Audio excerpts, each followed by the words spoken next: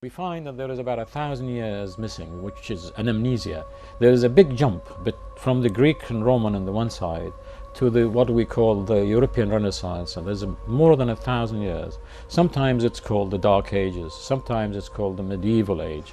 There was a confusion. Those great people like Copernicus and great scientists who had adopted ideas that may have been found to be conflicting with the Church, they didn't want to be seen as having read Arabic and transferred some of their knowledge acquired their knowledge from Arabic sources.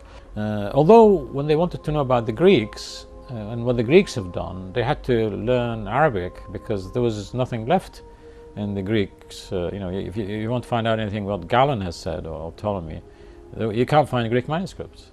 So the historians had to read Arabic first, because the Arabs at the time have translated the Greeks' work and preserved it.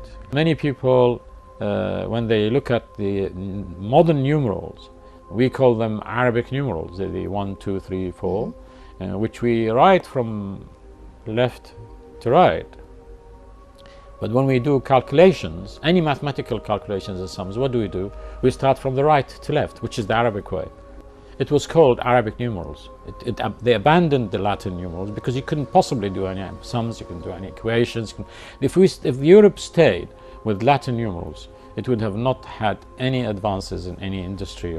So the Arabs at the time, they used to call it Indian numerals. The Arabs were honest people. The Muslim scholars never deny any nation, any culture, their contribution.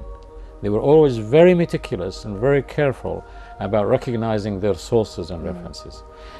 They also have managed to modify the use of zero. Now, zero was known by the Babylonians. The Indians knew the zero and so on.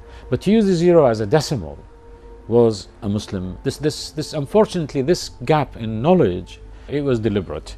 People did not want to have their own children and their own nation to know about what the Muslims have done and so on. And they just wanted to concentrate on European superiority.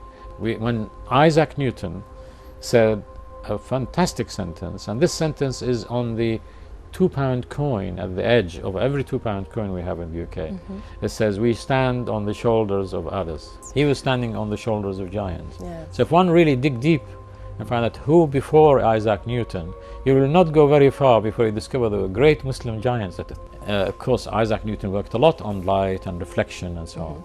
Of course, he must have referred to Ibn al-Haytham.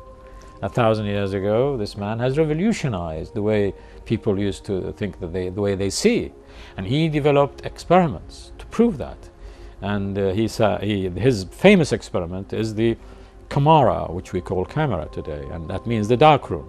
He's in a dark room, he puts a small little pinhole on one side, and the light goes through this pinhole, and the picture outside that dark room, the camera, comes out opposite, inverted picture of the outside.